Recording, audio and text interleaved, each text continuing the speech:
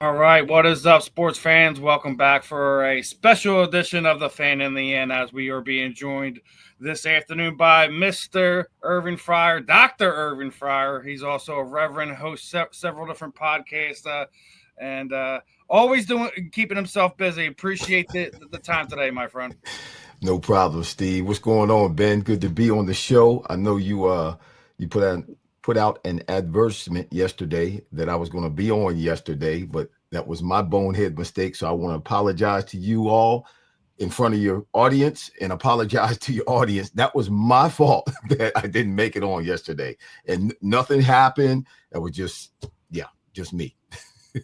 just life, my friend. We all have our moments where lines get crossed and we forget things get mixed up. Life happens, but yeah. It's all love here on the Fan in the End. Ben has his days where he forgets things and things get messed up. I'm no angel over here. I have my days too. So listen. Yes, well, wait until you get my age. You'll really be confused. Well, I'm already paid now as it is. I can only imagine when I get your age, I'm gonna be really in trouble. My better half already tells me I need to get stuff straightened out and situated, and I'm like, that's what I got you for. Right. Yep. She's supposed to be your helpmeet. Yeah, to be helping you out. Exactly. That's right. But thanks for having me on the show.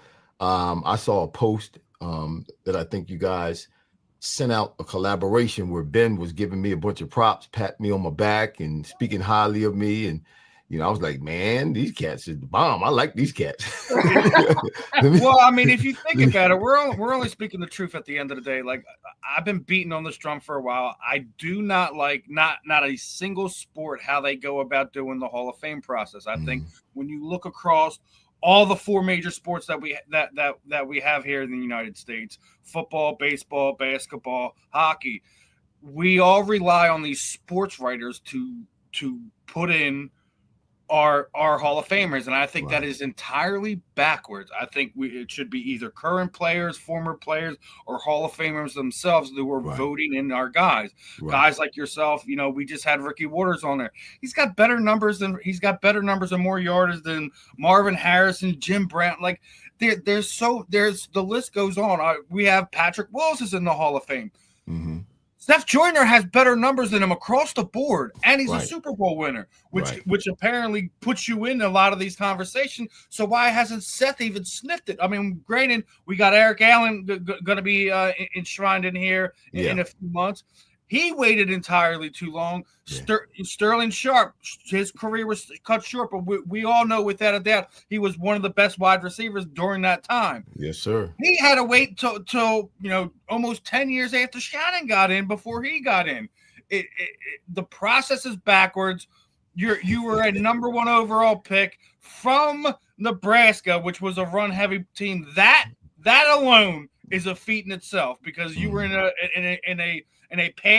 run-heavy collegiate program, and you were the number one overall pick. Yeah, that was amazing to me as well. Being selected. But even when I went to college, being recruited out of high school as a safety. I was a defensive back, an All-American blue chip defensive back, and then about 4 days into practice at Nebraska, Tom Osborne suggested that I go or just try offense. And I never went back. He never switched me back to defense. And then, my one-on-ones in college, which was a detriment to me when I came into the pros. Fortunately, New England was a lot like Nebraska, where we did not throw the ball a whole lot. But because we didn't throw the ball a whole lot, we weren't a pass proficient team like, say, the Miami Dolphins or the Minnesota Vikings or teams like that were throwing the ball and advancing, in terms of their execution, in terms of their intricacies and pass route running and stuff like that. So when I got drafted, I had never, this is going to sound crazy, I had never in my college career ran a route against the defensive back in one-on-ones in practice. My one-on-ones in practice were blocking and out of a 3-point stance, blocking a defensive end who was standing over top of me or blocking down on a linebacker. Those were my one-on-ones every day during one-on-one period, when normally in the pros, like I said, you run one-on-ones, receivers against DB, and you run routes and perfect yourself and, tweak things and so on and so forth. So when I got to Nebraska as the number 1 pick, as a wide receiver, I had never stood up, because I was split out in 3-point stance in Nebraska. Even when I split out, I was still in a 3-point stance. I had never, first day of training camp, I had never stood up on 2 feet without being in a 3-point stance with a defensive back in front of me and have to run a route, try to get around him, figure out how to get around him and run my route, get open to catch the ball. I had never done that before. Never done it before. The crazy thing how things work out. He said, wait. Yeah. That's saying that's saying a lot. Number one. You go from 4 days into camp. For people who don't know, I'm gonna speak for Irving. For people who don't know, Irving will be considered an athlete. He got there as a safety, but you see that ATH, he's an athlete. All coaches couldn't ask you to come over there. Coach Tom Osborne, that's a little bit, that's football royalty right there.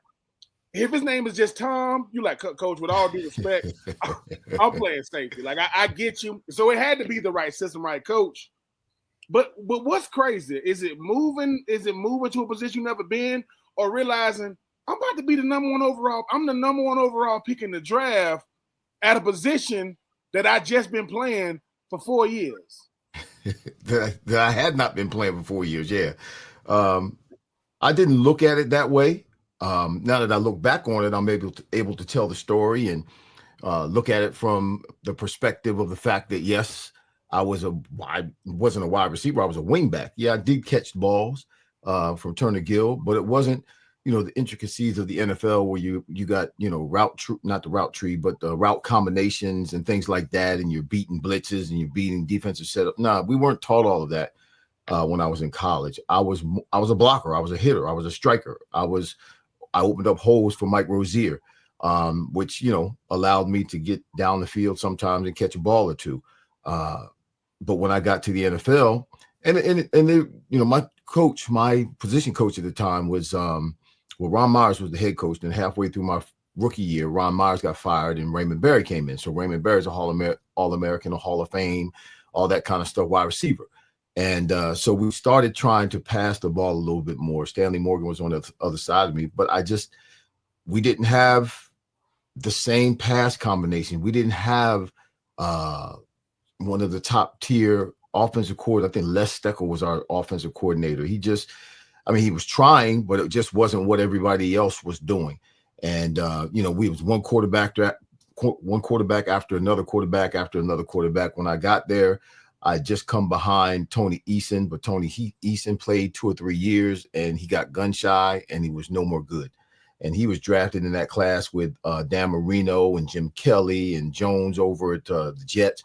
And he was selected before all of them. He was supposed to be the golden child. And he turned out to be the worst of all the best.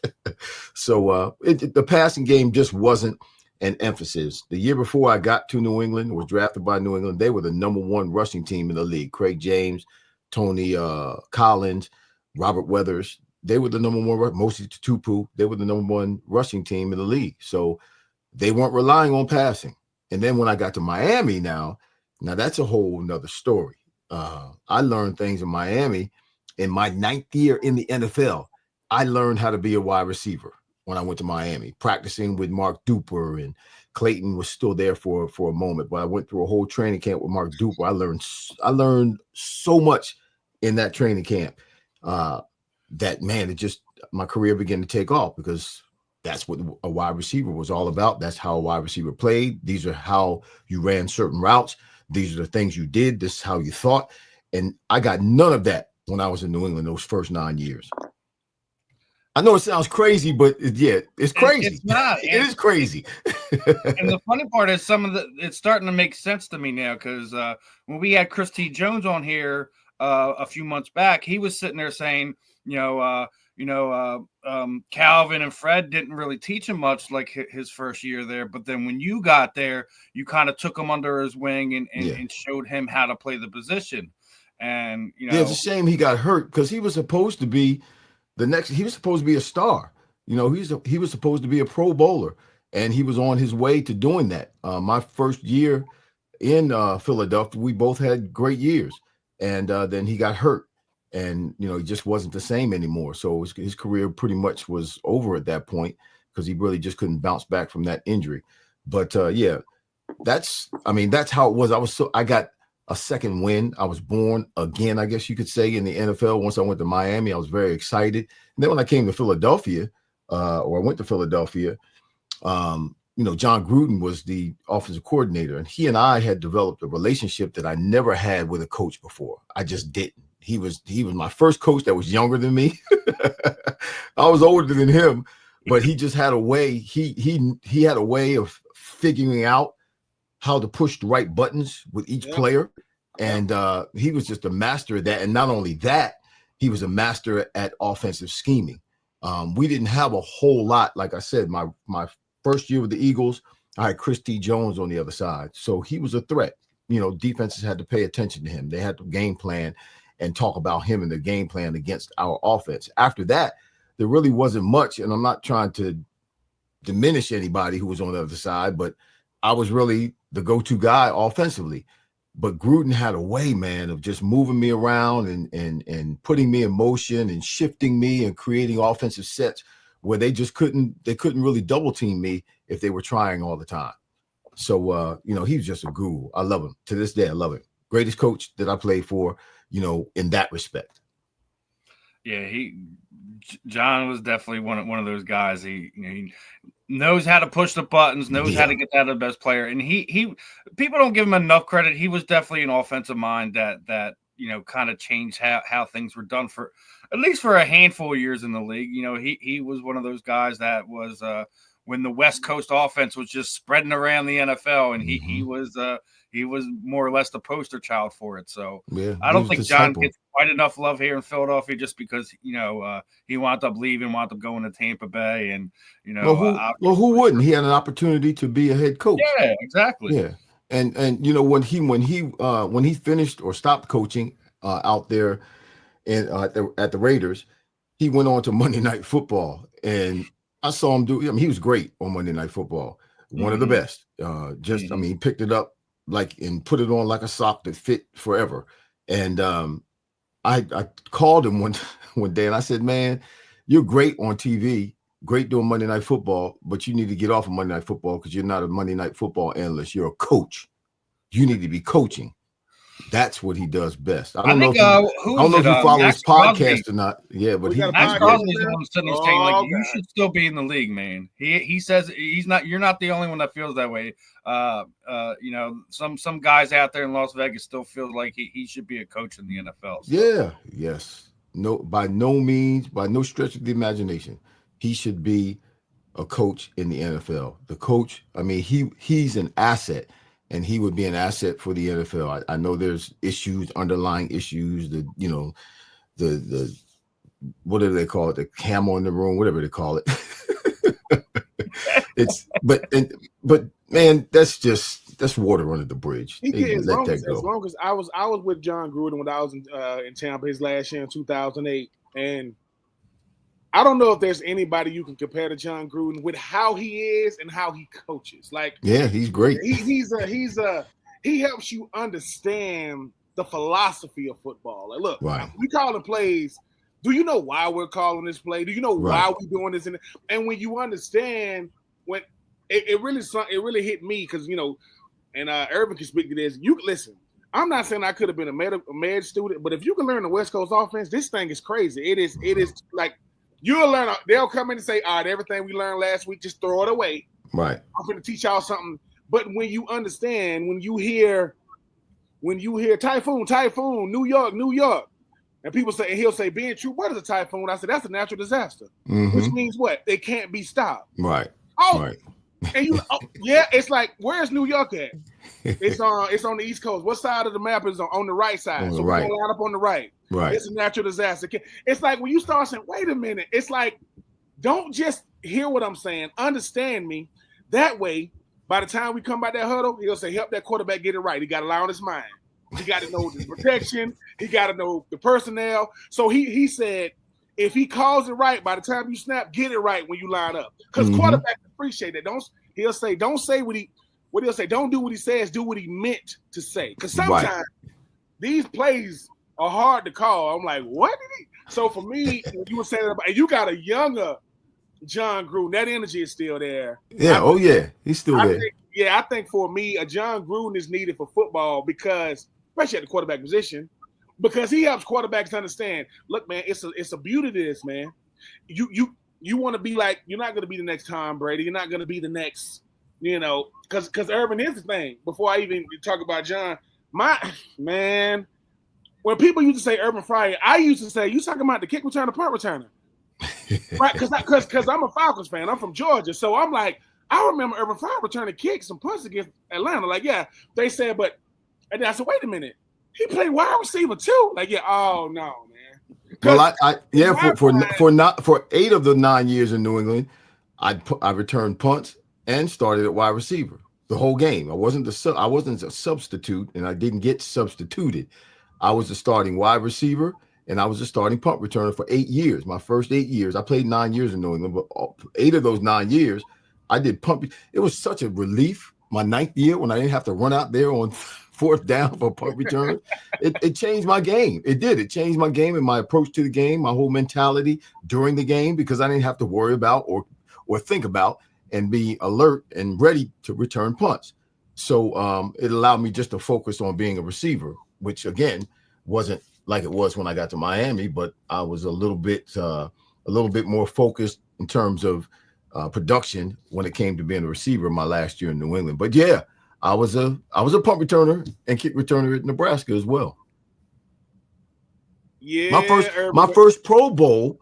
I'm a 5-time Pro Bowler. My first Pro Bowl that I went to that I made was as a punt returner. But the thing about it is though, I'm looking at this. Your 8th year in the league was your first 1,000-yard season on a running team, on a still running team.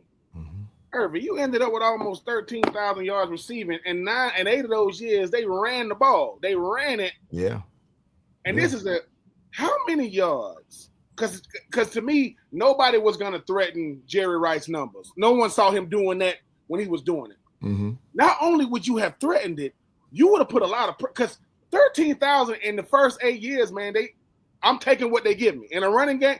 I got to catch it when they throw it to me. I'm not getting 10. Right. You had 20,000 yards easy if they just give you 4 or 5 more targets a game your first 8 years. Yeah, you're right. I think, and not only that, but there's also an attached variable that has an impact on, I guess you could say, the lack of receptions, and the fact that, I mean, we just had one quarterback after another quarter. I mean, I played with quarterbacks like, obviously know who Steve Grogan is and Tony Eason, but guys like Jeff Carlson. You know who Jeff Carlson is? No. Tommy Hodson. You know who Tommy Hodson is? I've heard of him, don't know him. Y'all was doing the Cleveland Browns back then with the quarterback carousel. Yeah, we had in my 9 years there, I think I may have played with 7 different quarterbacks in those 9 years. I have the record in the NFL for playing 17 years and caught balls and touchdowns from 19 different quarterbacks. Jesus. It didn't change much here when you got to Philadelphia because at that time it was always a quarterback change. I had to develop the mentality that it doesn't matter who's throwing the ball. The ball it's made out of the same thing. It's the same shape. It doesn't matter who's throwing it. Just catch it. I mean, but not everybody get to catch 4 touchdown passes against a former team though. I mean, I want to catch a touchdown pass against any former team. You had not 1, not 2, not 3 before. Like what is that feeling like? Because they were just, I mean, because I'm like, he had 4 tubs against them Dolphins. What was that day like? That day was phenomenal. I had a similar day like that in Miami against the Patriots. My second year in Miami, the first game of the year, which was Dan's comeback year, because my first year in Miami, Dan got hurt. He ruptured his Achilles. So the first game, my second year with Dan, we played New England down in Miami, and I was 211 yards and 3 touchdowns against so I kind of knew what that was like. But then again, we go back to John Gruden against Miami. John's like, okay, what do you want? What do you want to do? We're going to get you the ball. We're going to throw you the ball. When I call this play, I'm trying to get you the ball. So that was John Gruden's game planning for that to take place. I just had to go out there and play. That's all. It was great, though. It was great because having been older at that time, someone who was older in the league in my 30s, when I left Miami, it wasn't because they cut me. I left because my contract was up, and I did not want to sign because Shula retired, and Jimmy Jones came and was coaching the Miami Dolphins. So I refused to play for Jimmy Jones. So I was just a free agent, and Troy Vincent, who was with the Miami Dolphins as a free agent, signed with Philadelphia, and he gave me a call. He said, "You want to come here?" I'm like, "Yeah, it's back home," because Troy's from Trenton and I'm from Mount Holly. I said, "Yeah, man."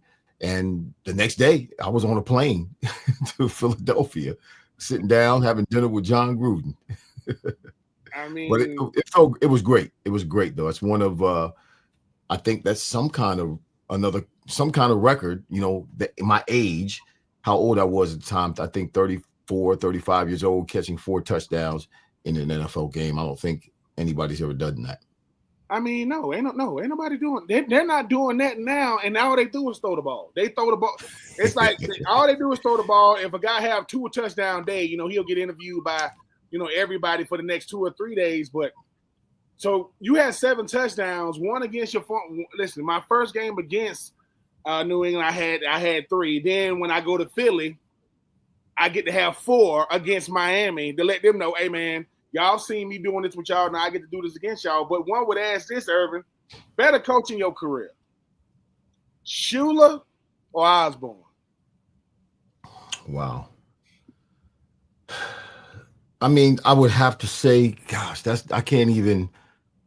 They're both saviors for me. Let me say it that way. Who knows what would have happened? Because I was a striker. I'd throw my body around and it didn't matter. I don't know if I would have made it to the NFL or even played a long time in the NFL if I was a DB. I just don't know. I don't know what would have happened because I was crazy and I would throw my body at people and just didn't care. I probably, the chances are higher, obviously, that I probably would have hurt myself or injured myself and not maybe played as long or maybe not even played in the NFL. So Tom coming, and the reason I went to Nebraska was because Tom, out of the few coaches, the few coaches, schools were recruiting, a bunch of schools, but Tom was one of the few coaches that came to the house. He sat in my house. I wouldn't bring my girlfriend to our house at the time because we had I was ashamed of our house. We had holes in the couch and holes in the wall. I wouldn't even bring my girlfriend to the house. But Tom came and sat and ate food and drank my sister's Kool-Aid, which I'm looking at him like, ooh, you don't want to do that. And he was a man that I knew, and his voice speaks louder to me now than when I was actually in his presence as a 17, 18, 19, and 20-year-old kid. If I call him, if I were to dial him right now, he'll answer the phone. Tom Osborne. He will answer the phone. He always does. It's always been like that. And so he's the reason I went to Nebraska, because I always felt like I could trust him. If something happened to me, he would take care of me. And then with Shula, in terms of being born again, there's a story behind that.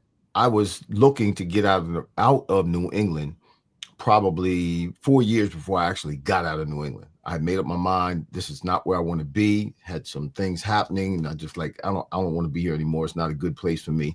I want to go. But they wouldn't trade me. They wouldn't let me go. I had been trying to get out of New England for 4 years prior to me actually getting out of New England. And every time we would play the Miami Dolphins, we would play them twice a year, AFC East, play them once at home, once away. So during that 4-year period of time where my mind was made up that I wanted to leave, every time we played the Miami Dolphins, after the game, I would go up to Coach Shula and say, Coach Shula, you got to get me out of here. I would say that to him, and he would just laugh. He laughed. And then lo and behold, gosh, I can never remember his name. When Bledsoe came in, they changed the head coach. The coach came from the Giants. He was the Giants coach. I can never remember his name. You talking about Bill Parcells? Parcells. I don't know why it always slips my mind, and I can't, because I never played for him. But he came in and he made the statement, if you don't want to be here, we'll trade you. I was in his office the next day, and they said, listen, if you can get a first-round choice, something else, a first-round choice and something else for you, if you get somebody to trade for that, we'll trade you. Called Miami, boom. I almost ended up in Dallas. I really almost ended up in Dallas with Michael Irving. Man, look at Steven like, oh God, I'm so happy. It was like this close. Yeah, it was this close. I almost ended up in Dallas, which probably would have changed the trajectory of my career, because I probably prayerfully, I think I might have been able to play better than the guys that were on the opposite side of Michael Irving, and so I might have got a couple of championships. But that's just when Michael Irving, we know we don't know what you listen to. When Michael Irving hear that, he gonna say what? He gonna say, wait a minute, Jerry, you had a shot to get Irving? Yeah. What is you? It was he ain't gonna say that for his teammates. He gonna be like, dude, like now you talk about scary. Oh my freaking God, you on one? Alvin Harper wasn't there too long. I think the other guy was Calvin Martin was the other guy. That on the onside. I think you would have did better than that. Yeah. No, I'm just saying that's some. It's amazing how players like yourself, because people see it now. People see players going through contract negotiations, or sometimes I just want out. It doesn't mean I don't appreciate what y'all have done, but I got to do what's best. Organizations do what's best for them all the time. Every single day they make a decision. That's why they let players go. When you walk up in the office, they're like, "What's wrong, Irving?" Listen, when you don't know your worth, you'll take anything they give you. Exactly. But I kind of know what I'm doing, and I know where I want to do it at, and this ain't it. Right here, it's not why I want to. No disrespect, and it's like, hey man, you appreciate. Maybe Parcells is like, hey man, you don't want to be here, you can get out of here. And I say that to say because, like I said, and Steve started the show off this way. When people talk about Hall of Fame, right? They don't do it right. It's a popularity contest. You did it. I think you did it in every way. Longevity, check. Did he have his best years as he got older? Yeah, because a lot of players don't. They on the decline. They have real good years when they're really young, and they have okay years as they get older. Right. Did he do it? Was he productive on every team he was on? Yep. Wait, 84 touchdowns, almost 16,000 all-purpose. You did it. But the biggest thing you did was this. Ask the DBs he went up against. That's how you decide. No. Ask them DB who Irving Fryer. Oh God, they sit back in their chair. Who Irving? Yeah, man, that dude. Because to me, it's the people you played against that could tell the world this dude was right. And it's not like it wasn't great DBs when you was in the league. Even it's like I think what happens is Irving is we get caught up in the names. We start name dropping. Oh, he got to be a big name. He got to be. I said, well, 851 catches, 12,785 yards, 84 touchdowns. Ask any receiver in the league now, would they take them numbers? They go, yep, I'll take them numbers right now. Right. But 17 years in the league means that's 17 drafts. That's 17. That's 17 trade options. That's you took Father Time. You and LeBron, y'all took Father Time, and y'all beat the hell out of him. Y'all beat the brakes off him. Father Time knocked on your door. Said, "What's up, Irving?" Smacking him. Because I just want Father Time and death when they get me, because they do. They're undefeated. Father Time and death. They're one and the same. When he does catch me, I just want it to be to the point where he's got to take a rest before he goes and gets the next one. I just want him to have to take a rest. That's so I'm gonna run. So he's going to have to rest before he takes me. Listen, you're talking about the Hall of Fame, and it's the writers. Yes, it's writers that do the voting. But I believe over time, from what I'm told, the writers change. and they become younger. They have younger writers, and they just don't know. They've never seen me play. Some of them don't even know my name. So I think this year, this is my 25th year out of the league. So I think I qualified to go in that old man's draw. The senior committee? With the senior committee, yeah. But I still think that's a disrespect too, man. Like, but the senior committee is players, former players, correct? Yeah. I think the players are a part of. I'll never understand that though. I'll never understand how. So let me get this straight. I went to journalism school. Out of whatever school X, I get to write about the NFL. I'm on the Pro Football Writers. They say, you get a Hall of Fame vote, right? Yeah. But I'm supposed to be the one in the corner saying he didn't say popularity. He didn't say if you liked him or didn't like him. Look at the film, because we heard that the eye in the sky don't lie. Your film is who you are and what you are on the field. So if I'm looking at it, I'm saying, dude, what if I told you for the first 8 years of his career, that's a running team. But he said he still put up Hall of Fame numbers and got better. And as the receivers he put under his wing, as the DBs that saw him, because every time I mention an Irving Fryer, them DBs go way at, because that dude, oh my God, because it's one of those, and became a route runner. And how do I know you were a route runner? I saw the games you ain't got on no gloves, Irving. See, I know you put them. See, man, listen, I'm a former tight end, man. When you take the gloves off, that's on. I got hands, because some people can only catch because they got gloves. Because of gloves. Some people don't know that. When you take the gloves off, see, I know these things. When I go, wait a minute, dude, you take gloves off. Why they? I said, well, it's rough out there, so you're gonna put some tape on your fingers. That's to keep them bad. But sometimes they already jammed when you get out your car. They already jammed. Your fingers don't. But I also see.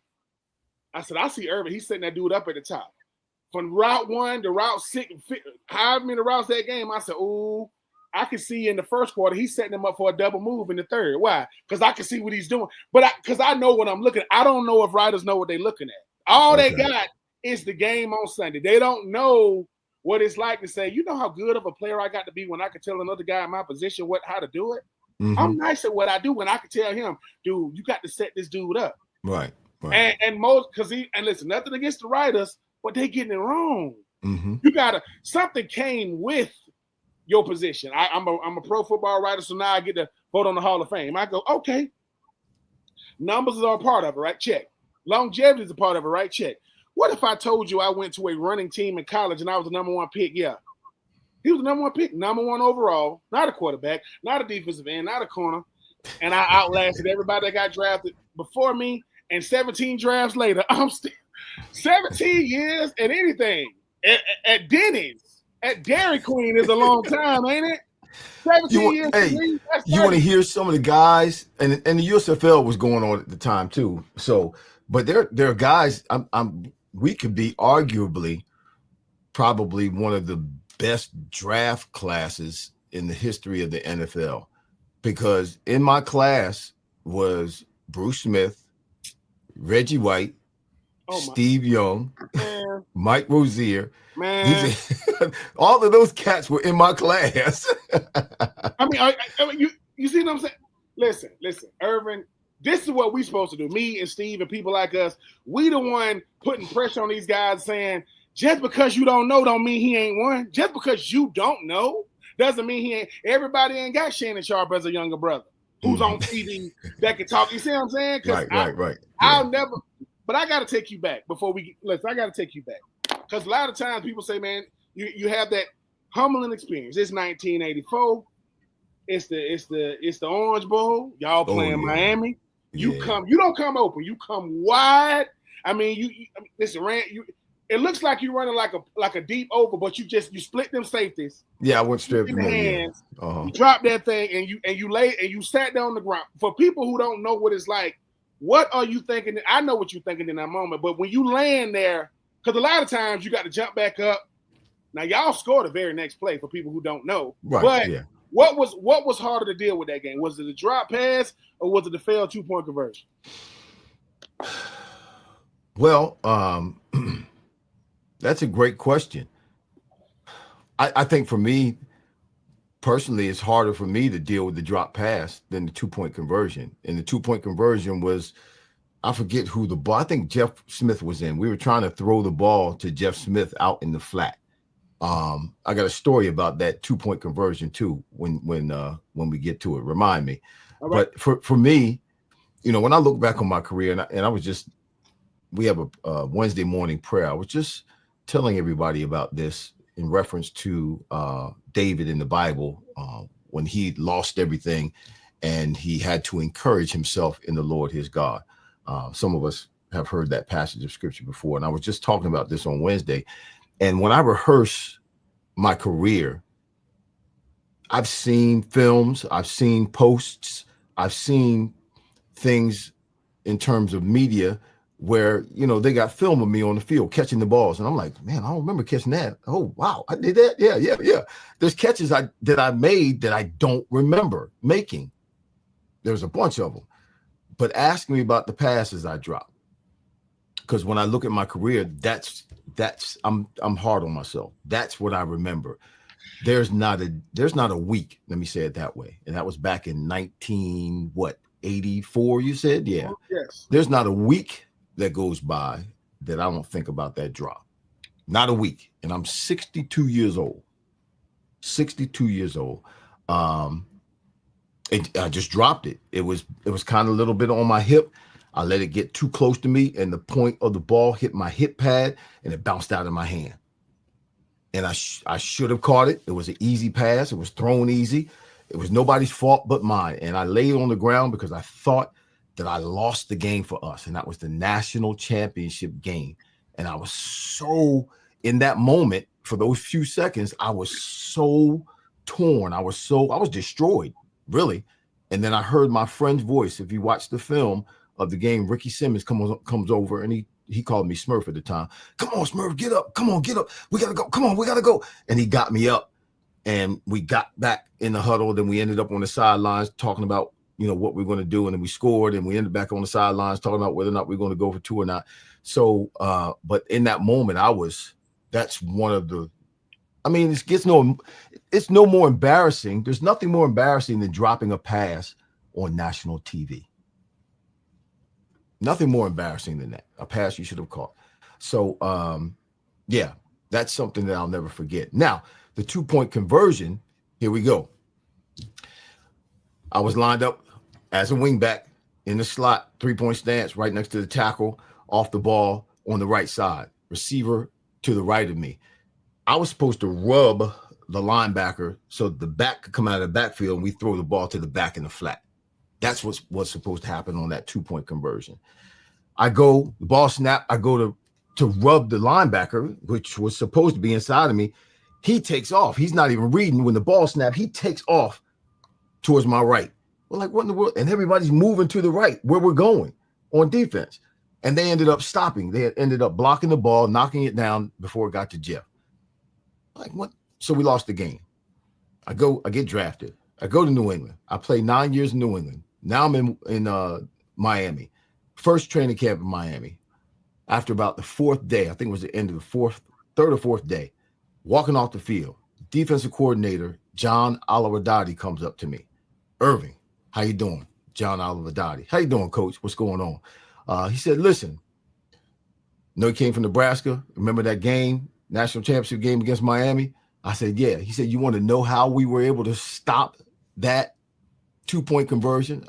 I said, what do you mean, coach? He said, I was the defensive coordinator for Miami at the time. He said, you want to know how we were able to stop that 2-point conversion? I said, yeah, coach, because it looked like you guys knew what we were doing. He said, we did know what you were doing. He said, we went back with all the film. You guys went for 2 points one time that year. That's the play you ran. Wow. Exactly right. And Tom Osborne didn't use the play sheet. Tom Osborne called the plays from memory. So his mind automatically went to that play when we had to go for 2. So if y'all just run wait a minute. So if we run something different, 41 pitch, anything. We ran anything different, we'd have been gold. National champions. And so when people talk about film study and understanding situational football, they'll say, well, listen, if we gonna guess, this is what we think. If they run anything else, and people say, why is that significant? You go back to when Seattle is playing New England in the Super Bowl, and they should just give the ball to beast mode.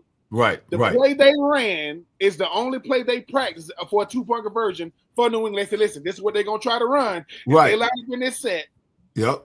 And that's what they recognize. They recognize the set that we lined up in before the ball was snapped. They're like, oh, that's it. They getting ready to run it. And boom, they took off right where we were going.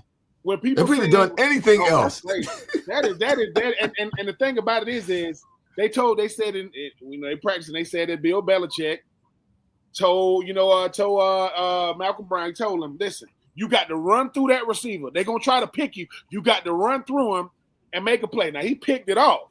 Right. He picked it off. Yep. But when people thinking that's luck, no.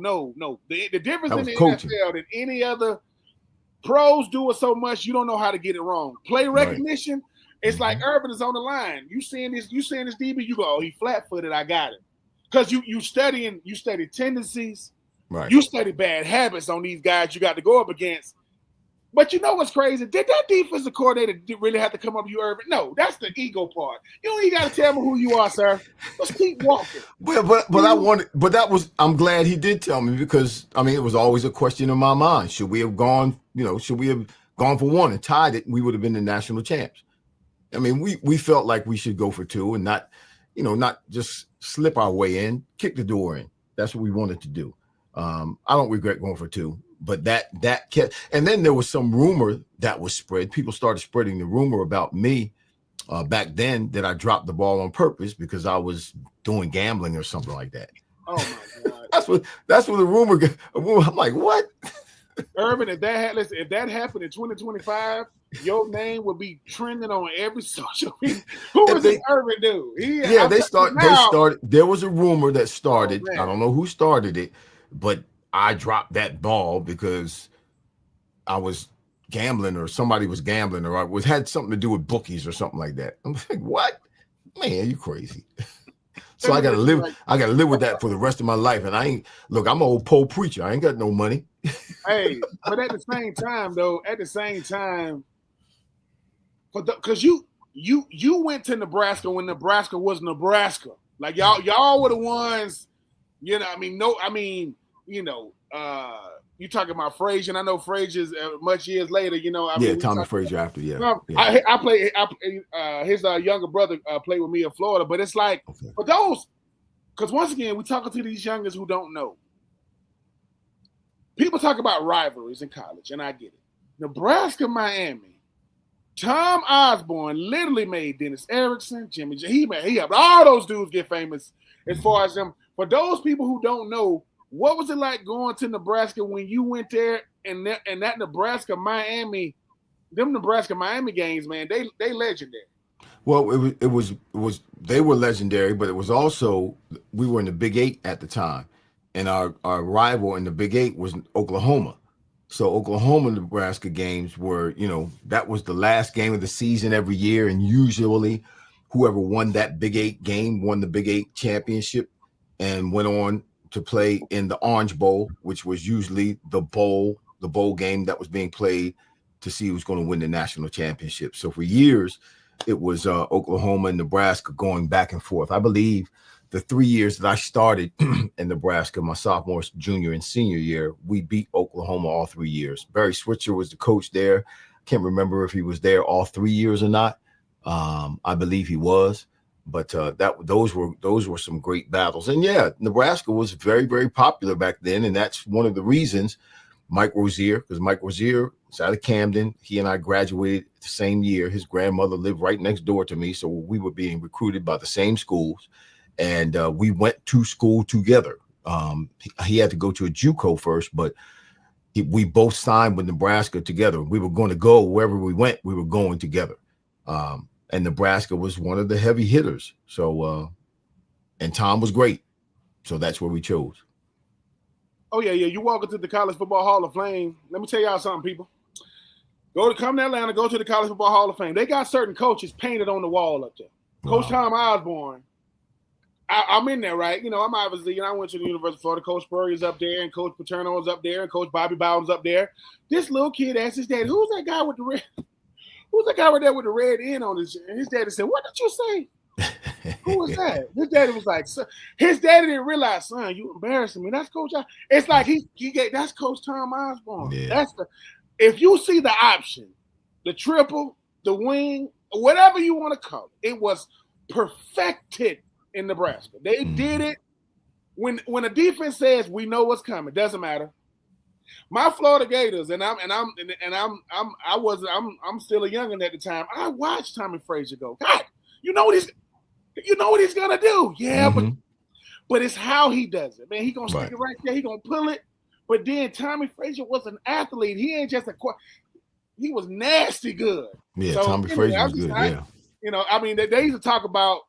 When I got to Florida, man, they said as long as we don't got to play a team like Nebraska no more, we got a shot. Because them old linemen, they cutting guys. Big boys. They big boys. Y'all nice. Nebraska, y'all got some history. I just remember being in the College Football Hall of Fame, and the young man asked this, he said, "Daddy, who's that?" He said, like, "Who is that?" Boy, sit down for a second. Jesus. Because I don't know who you've been talking to about this. I appreciate that level of history, because the one thing we don't do a good enough job, current players, former players, future players, is telling them, dude, people been doing this, man. No. I know we get NIL, and y'all got 100, million followers, but people been doing this at a high level. So just because I don't know who that is, don't mean that he ain't him. No, that guy up there, go ask him who he is. And it's a humbling thing. It's humbling because, like I said, Steve would come to me and say, "Man, we're gonna get Irving." I said, "Irving Fryer, like Fryer, like not how you spell it." Oh man, because to me, you are what the NFL is. Like when people say, "Who built this thing?" I said, "Man, let me tell you something. I played with Steve McNair with the Tennessee Titans, right? If you go to an HBCU and you the 3rd overall pick, well, you the show enough." Yes, sir. Most people don't know. Most people don't even know, what I'm saying, how to get to his college, right? Don't even know what state it's in. He got drafted to the Oilers. I go to a running school. I don't even play running back because you play with Heisman Trophy running backs. One was a Heisman Trophy runner-up. I'm the number 1 overall pick. What? Roger Craig was with us too, man. Roger Craig, we had Roger Craig. Don't even get me started. My junior year, we had Roger Craig and Mike Rozier in the backfield together. Hall of Fame. When you vote them in together. Put Roger Craig in. Yeah, Roger at the needs same to be time there as Irving, and they just gonna introduce it for each other. Just put them out there together, and I'm introducing Roger Craig. Irving, because the most disrespected running back that could do it. And he's got the Super Bowl rings too. Listen, people can talk about LaDainian Tomlinson and Christian McCaffrey. Roger Craig was doing it when it was only one football. There was so many players for San Francisco, and Roger said, "What you do? 1,000 yards catching, 1,000 yards receiving, 1,000 yards catching, 1,000 yards rushing. First one to do it." Yep. Listen, nice with it too. Listen. Everybody think it's gonna be Jerry, it's gonna be Steve, it's gonna be Joe. Play with me. I'll be doing these linebackers. 1,000 yards at the running back position is so under. Like, do you know how hard that is at the running back position? We got Jerry out there. Man, listen, I'm telling y'all right now, Hall of Fame, do it right. Let me be a pro football writer. I'm a columnist. I ain't go to journalism school. I'm gonna say Irving Fryer is supposed to be in, not because we say he is. Look at the numbers. Look at the all-purpose yards. We don't want to even talk about that, which means he did it dual through. Yeah. So he's in 2 conversations. That's 2 conversations. Roger Craig. Devin Hester's in. I mean, come on. Man, I tell you what. Get the receivers in your era in a couple of years past and say, "Man, talk to us about Irving." Watch that sit. Listen, if you ask somebody a question and they sit back in the chair, they finna give you the reason. Let me tell you why. I don't want to. This ain't a yes or no answer you just asked me, because, like I said, I told my brother, I said, "Listen, man, I'm gonna have Irving Fryer on." He said, "The Irving Fryer, yeah." That dude was. I said, "I don't get it. I do not. 12,785, 84 TDs, 17 years, 5-time Pro Bowler, 2-time second team All Pro, #1 overall pick. I tell you what, that's what I'm gonna start doing. Hey, listen, fellas, we're gonna start doing this. We're gonna put pressure on. They put pressure on us, right? They tell us what we weren't, and they never did it. How is that even? You ain't never did it. He was all right. What? No, your wife's casserole is all right. That man was nice. What you talking about? I don't. I'm gonna keep going to bat for it. I'll say this much. There's one play of his career I'll never forget. It's the one-hander against the Giants right over Jason Sehorn's head in East Rutherford. That was just, I was like, okay, like, I mean, I knew Irving was good when he came here, but after I'm like, all right, that dude's legit. He's not just another guy putting on a uniform that they just throwing out there. You made spectacular plays. You had the numbers to back it up. You're, as the saying goes, the tape don't lie. I mean, yeah, you might have been stuck in these offenses early in your career where you just run heavy, and you still got it, man. And Bennett already said it. You're one of the few guys that also produced later on in the career. We talk about Jerry Rice all the time. The yardage he put up after the age of I think it was like 32 is still ridiculous as well. Mm-hmm. You were one of those guys that's in that conversation because you still produce at a high level. So these writers need to start going watching old tapes, man. That's all I gotta say. I mean, hold on. You talking about one-handed Steven? No, hold on. I'm watching Irvin running against the Cowboys, and that thing is behind him. He's running to the right. It's behind him, and there are certain times you get to show I can catch this thing. Right? No help, because when you running as fast as you can, ain't no stopping and redirecting. I just remember running. Listen, I don't know if it was a shallow cross. I know he was coming from right to left. I was actually running a blitz route, just trying to hurry up and get in the middle of the field because the corner that was covering me, he blitzed. And when he blitzed, I just kind of ran into the middle of the field to get in front of the quarterback. And I kept running because sometimes I get in there and stop. But because the safety came down to cover me, I had to keep running. And so I think the quarterback thought I was going to stop, but the safety was coming. So I kept running, which the quarterback's supposed to read, was Ty Detmer, and he threw it behind me. So you still made him right. You still made I was trying to knock it down because I thought the DB, the safety coming down, was going to catch it or intercept it. So at first, my thought was to knock it down. So when I first reached back, I was trying to knock it down. So I wanted to get my hand on it to knock it down. But when I got my hand on it, it stuck. So I just grabbed it. I mean, that DB, like, I can't stand Irvin. Like, what? Like, we in the perfect defense. We got him. And I guarantee you, when that play came up in the meet room, that safety I got to go to the bathroom. No. Just sit right here. I got to go to the bathroom. I don't want to see this one. Because for me, sometimes, even when you mess up, you make it right. I know I'm supposed to stop. But as long as you catch – no. The quarterback read it wrong. When the safety comes down, I got to keep going because I can't stop because the safety's coming. Yeah. So if the safety didn't come down or someone came or they just ran a zone behind the blitz, then I'd settle down and stop in the middle of the zone in between players. But the safety was coming down, so it's man to man. He's got to cover me, so I keep running. That's like to hate you, Irvin, because he got it right, and you just made it. You still made it look bad. Like, I got him. I don't got him because you caught it and kept running from it. I remember you used to do the one-handed spike behind you. Like, you take it. Yes, sir. That thing. That's an old. I learned that from Stanley Morgan. That was an old school spike. I would spike that ball behind me, and it wasn't a good spike if the ball didn't go up as high as the goalpost. It had to reach the top of the goalpost when you spiked it. If it reached the top of the goalpost, then that was a good spike.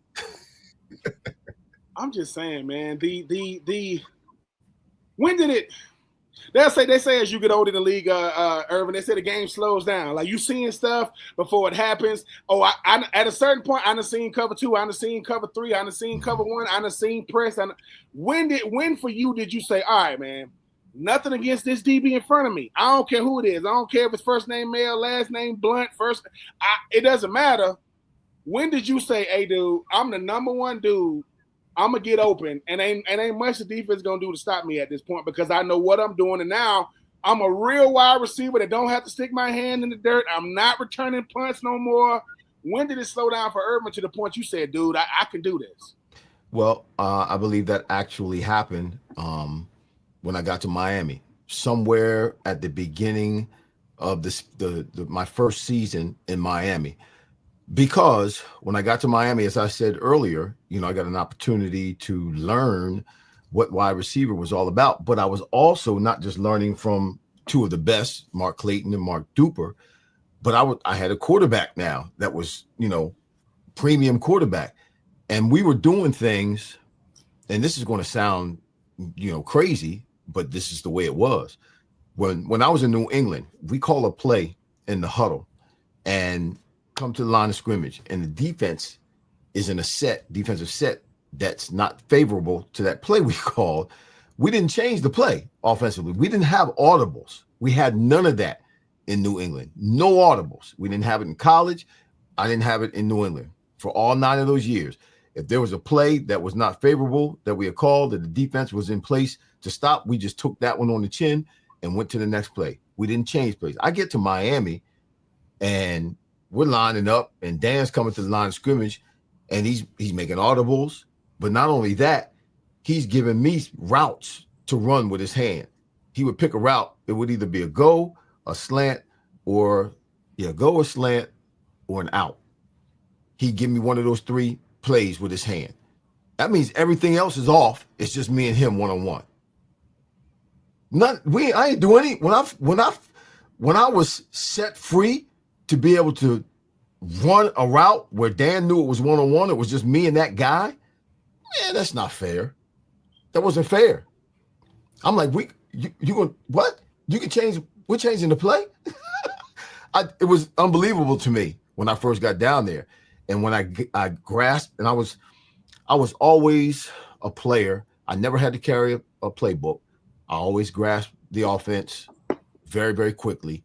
So it didn't take me long when I got to Miami to learn the offense. By the time the season started, I was comfortable with the offense where I didn't have to think about it or try to remember a play. They call a play, I line up and run it and be able to do it instinctively. So 2 or 3 games into the season, when we're making audibles like that and changing it, line of scrimmage, just playing catch ball like we're in the street somewhere, man, that was it right there. I was a brand new guy. It was like I was born again, like I had a new birth, like I have just gotten to the league. I mean, no, that's amazing though. Like, so no audibles at Nebraska, no audibles in New England. Nope. So literally for 12 years, you just, whatever they call, we gonna run it. Then you get to Miami and you hear easy. What you mean? Yep. And they're like, easy, whoa. We adjust, and then I can only imagine the first time that happens, and then giving you the play, and you go, you want me to, and you look and go, what the? They got me one-on-one with him? Oh, yeah. That actually happened. I forget, Rodney something his name was. He was a corner for New England. My second year in Miami, when Dan came back after his injury the year before, they were really, scrutinizing him and weren't sure whether or not he was going to be able to bounce back. So we're now in that game against New England in Miami, first game of the season for Dan after his injury, and we're down.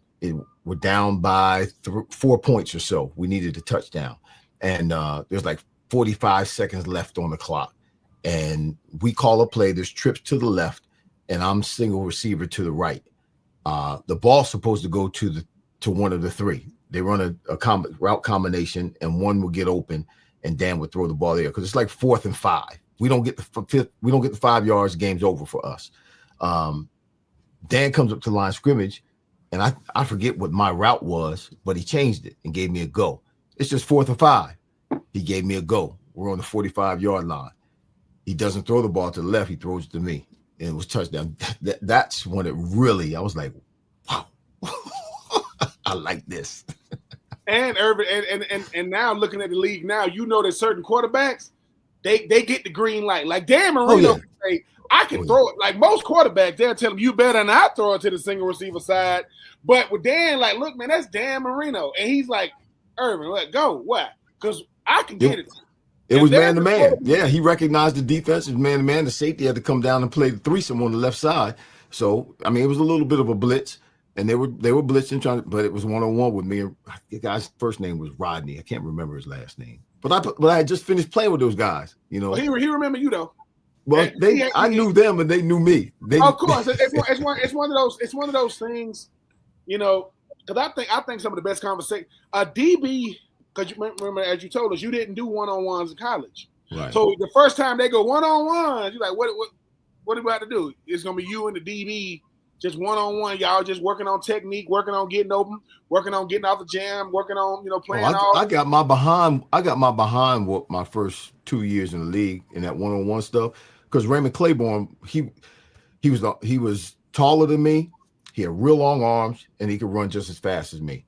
And he was a Pro Bowl corner. He was a problem. He was a problem. That's why I learned how to get off the line of scrimmage, because Raymond used to wear me out. There were times I couldn't get off the line of scrimmage my rookie year in 1-on-1. He jammed me up so bad, it'd be embarrassing, but I learned. So when you met, like you mentioned, when you get the feeling you meet a Chris T. Jones and you tell him, youngin, I know what you're going through. I mean, big time. Listen, you got big time potential. You got but wide receiver was very simple. Yeah, you got to. If you cannot get off the line, you can run a 4-1. If you can't, it don't matter. What was it about a guy like Chris T. Jones to make you go, hey man, look. Let me show you how to do this. Why? Because on Sunday, I can't help you. I can help you through the week to show you how to do this. Because come Sunday, they're going to turn you loose, man. And them DBs, they are not friendly. They want nothing more than put you on their highlight tape. Right. What was it? When the mentor, Irving Fryer, how did that come about? Well, there's two reasons that I became and was excited and was so willing to pour into, whether it was OJ McDuffie coming to Miami. When I first got to Miami, OJ came in. He was my guy. He'll tell you to this day, I put him under my wing. And for Chris T, same thing. But as a rookie, when I came into the league, like I said, as I mentioned earlier, not Raymond Berry, but Ron Myers was the head coach. And halfway through my rookie year, Ron Myers got fired and they brought in Raymond Berry. Well, when Ron Myers was there, Stanley Morgan was the star receiver for the New England Patriots, and Ron and Stanley were going at it. They were at odds. So the word was Ron Myers was trying to get rid of Stanley. So when I got drafted, they put me at the same position as Stanley. They put us at the same position because Ron was trying to get rid of Stanley and replace Stanley with me. So when I came in as a rookie, Stanley didn't talk to me. My whole rookie season, Stanley didn't say one word to me. Why? Because I was a threat to him and his family and his money, because they were trying to replace him with me. But then halfway through my rookie year, Ron Myers got fired. Raymond Berry comes in. Raymond Berry comes in and he takes me and he puts me on the other side of Stanley. So now Stanley and I are playing together. Stanley still ain't talked to me, but because, he thought I was a threat. So that was a bad experience for me, because I know Stanley was a great wide receiver when I got there out of Tennessee, and he could have helped me learn how to be wide receiver. I had what I needed in him to help me develop into a wide receiver better than I was at the time. Even when I left New England, I could have learned more and been better had Stanley taken me and put me up underneath his arm. So when I got to Miami, now here's guys, Mark Duper and Mark Clayton, been playing against those guys for 9 years now. They literally put me under their wing to teach me the offense and to help me learn how to run the routes the way they were running routes down there in Miami. And that was just, and they both got let go, and I stayed in Miami. So that unselfishness by them, they knew that their time was done there. They knew that they were bringing me in to replace them, but they didn't see it that way. They helped me out. And so I made it a point from that point forward. Any receiver that I saw, young or old, it didn't matter whether he was a veteran or whether he was a rookie. I got what I know, and if I can help him, I'm going to pour into him. Yeah, I mean I say that because as when I first get drafted in 2004, playing tight end, the guy who took me on his wing went to Florida. They drafted him like 4 years before they drafted me, and it says something to me because as players we assume it's all competition. Especially in NFL, we end up with 53 slots, but It's what EK said his name was Aaron Kenny. It's what he said to me. He said, man, may the best man win. He said, listen, if you better than me, so be it, right? He said, but if we play the same position, we are reflections of each other now. Right. See, that's the one thing they won't say out loud. Look, they don't draft the same player twice. They want a player that can elevate the position, but they ain't drafted two Irvings. Mm-hmm. But when Irving can pull me to the side, when Aaron can pull me to the side, that's kind of like y'all looking at me saying, it don't matter if you play over me. It matters the fact that there are things that only I can give you. This coach can't give you this. The scheme can't give you this. Right. The game within the game is in between them lines. I'm showing you how to survive so you can thrive. That's what he said. Boy, you got to, before you learn how to thrive in the NFL, you got to learn how to survive, boy, because it's crazy. When and what I appreciate the most about that from Aaron is he's saying, look, man, he'll say favor ain't fair. We ain't all the same genetically. We ain't all the same gifts. But I've been here for almost 7 years, young. I'm past the threshold of, trying to get to that 10-year mark. And you did 7 years after the 10-year mark. I say that to say to you, man, I can, from every player like a Christy Jones, I'm saying thank you, because every great player had a mentor. I don't care who he is. Right. He did not get that way by himself. Man, people say, so you telling me Joe Montana was Steve Young's mentor? Joe Montana was Steve Young's. I can see what the barometer is. Oh, okay. If I'm gonna upseat him, I got to win Super Bowls. I can't just go to which he did. Mm-hmm. Irving Fryer gave us 17 years. That's, man, OJ McDuffie. God, mentoring guys like that who went on to have crazy. OJ had to stop playing because of injury. I think it was a foot, either his foot or his knee. He injured and had to quit playing, had to stop. But OJ he came in my first year in Miami when I got traded. During that same offseason, OJ got drafted. So we both came to Miami at the same time. He came as a rookie, obviously, and I came in as a veteran, a free agent veteran, or traded, actually. Steven, I'm telling you, when it comes to the profession of football, it's very, very simple. People think about Musa Muhammad with Carolina. You know who he had a mentor? Steve Smith Sr. See what he became? Then you got Isaac Bruce, greatest show on turf. Torrey Holt. See what he became? Mm-hmm. And I'm telling you, that's what players don't do enough. We need to have specials. You bring the guy, your teammate, because y'all don't know what y'all really did. Because Irvin, as much as we think y'all showing us how to play football, you showing me how to be a professional. Dude, I'm showing you how this goes. Right. Not just eating right, taking care of your body, getting your rest, understanding that coach that you got might not be a good coach, but you got to overcome it. Right. You a pro, he's coaching pros. Certain coaches are really, really good. Some of them, hey, man, they know somebody that got them a job, and we get it. And we ain't calling nobody. Everybody don't get a John Gruden who knows and loves football. Like John Gruden right now, what time is it? John, it's 12:08. He's breaking down film for no reason. Right. Well, he still does his quarterback camps. He still has. I don't know if you watch his podcast. Yeah, he's funny too, man. He is hilarious. He's just very, very entertaining, but not silly entertaining. You're being educated while you're watching him, and you're being entertained at the same time. He is phenomenal. But he still does his football camps. He's I forget what they call it, but he's got a podcast out that is very popular, and he's doing great with it. He's over there. I think he's over there with Boss Stools. I hope I'm not. I think that's who he's with now. No.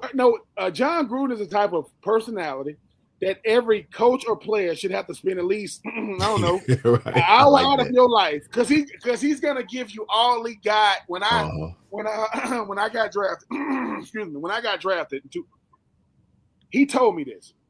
He said, Ben, I got in my car as the head coach of the Tampa Bay Buccaneers, and I drove up to Gainesville to work you out. He said, but let me tell you what happened.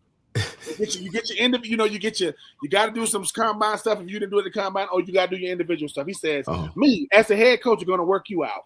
There were so many coaches there to see y'all. I got pushed out the way. Wow. He said, you know what I realized at that moment?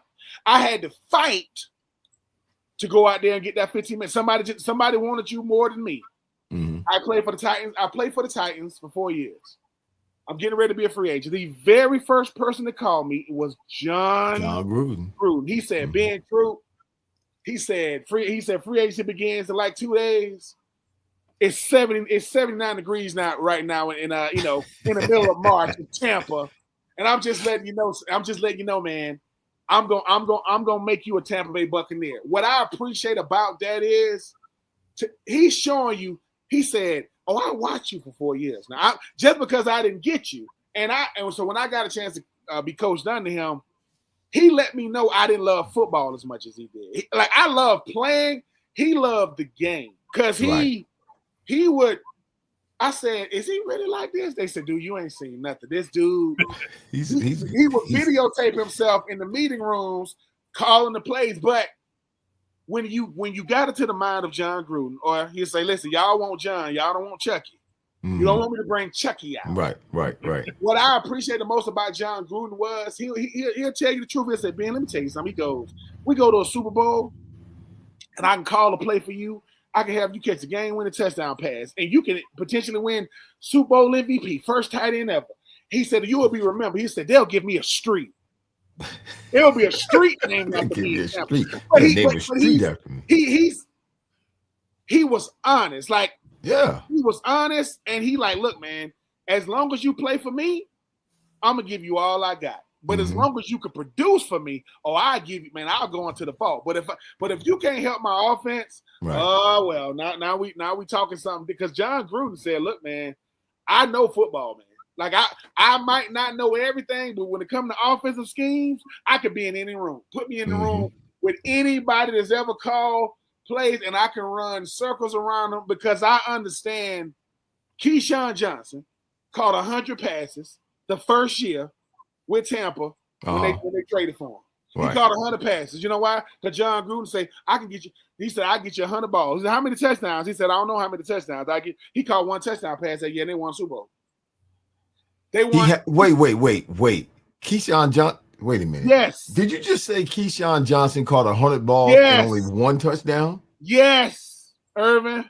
Yeah. Think about this. Listen. Something wrong with that. Well, here it is something wrong, but it's a lot. That's why, if you want to know why Warren Sapp and Keyshawn Johnson used to get into it, so Warren Sapp and Keyshawn were both in the Pro Bowl together. Keyshawn comes up to Warren, because that's when Tony Dungy was the head coach at the time. He kept saying, our defense is like tops in the league, but our offense ain't complimentary. So Keyshawn said, listen, man, tell the Glacier family to get me down there, man. I could get you that touchdown you needed. 2 things that Tampa couldn't do. They couldn't score enough points in crunch time, and they couldn't beat Philly. They couldn't do it. Right. They could not do it. Now Philly can't beat Tampa. Well, So now what happened was, I get there, because I got there in 2008. Obviously, they won in 2002.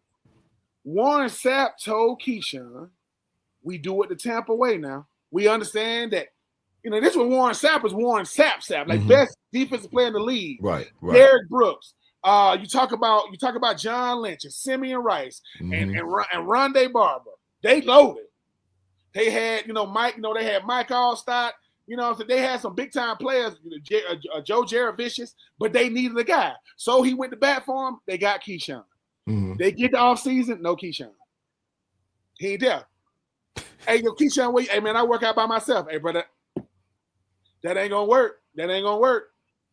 In 2002, the Oakland Raiders trade John Gruden to Tampa. Because they had Rich Gannon and Jerry Rice.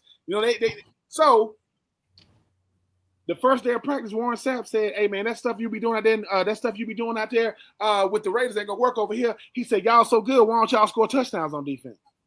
Y'all so good, y'all so all world, score touchdowns. Who was the best defensive football in 2002? It was the Bucs. Who won Defensive Player of the Year? That was Derek Brooks.